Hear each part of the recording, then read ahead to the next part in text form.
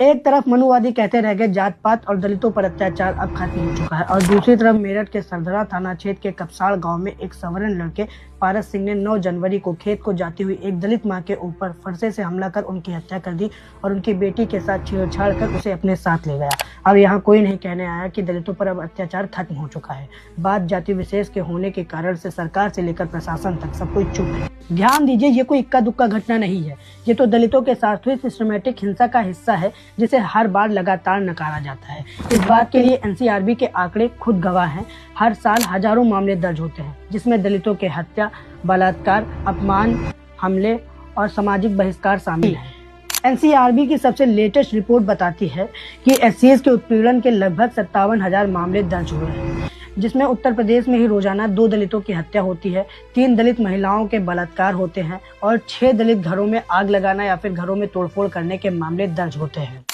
फिर भी गरीबी और बुजदिली के चक्कर में कोर्ट कचहरी से लेकर जेलों तक में दलित ही सजा काटते हुए नजर आते हैं। और अतिशयोक्ति की बात तो देखो, यूपी इन मामलों में सबसे ऊपर है और यूपी के सीएम योगी आदित्यनाथ जी कहते हैं कि यूपी में क्रिमिनल्स थर-थर कांप रहे हैं, लेकिन सच तो ये है कि ये केवल बड़ी बड़ी हाँक रहे हैं। अन्य स्टेट्स या विदेशों में इनकी बेइज्जती ना हो, इसीलिए ये क्रिमिनल्स और अत्याचार के डाटा को झांप रहे हैं। ये झूठ नहीं, मैंने सच बताया है।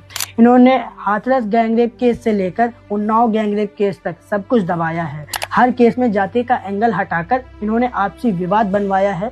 प्रशासन ने हम काम कर रहे हैं ये कहकर केवल मन बहलाया है। वैसे ही इस मेरठ वाले केस में भी करने की कोशिश चल रही थी। लड़के की उम्र 17 साल बता रहे हैं और पंचायत से भी 50,000 रुपए देने की बात सामने ला रहे हैं ताकि लड़की पर इल्जाम लगाया जा सके, लड़की ने अपनी मां का मर्डर किया है ये बताया जा सके। ये तो सही हुआ, सही जगह पर सही समय पर भीम आर्मी और चंद्रशेखर आ गए, वरना तो ये पूरे केस को घुमाने वाले थे, पीड़िता के परिवार को ही फंसाने वाले थे। अब ये ऊंच नीच की गाज इतनी भारी पड़ रही है, कोर्टों में दलित उत्पीड़न की फाइलें भारी मात्रा में सड़ रही हैं, क्योंकि पैसे वाले और पावर वाले जल्दी ही छूट जाते हैं। दलित कोर्ट कचहरी के चक्कर लगाकर टूट जाते हैं। तभी तो मैं कहता हूँ, जाति आधारित हिंसा फरसे या तलवार से नहीं होती, इसमें भी इनकार, चुप्पी और राजकीय संरक्षण का पूरा साथ है। और आज जो दलितों पर अत्याचार हो रहा है इसमें भी सरकार का पूरा हाथ है।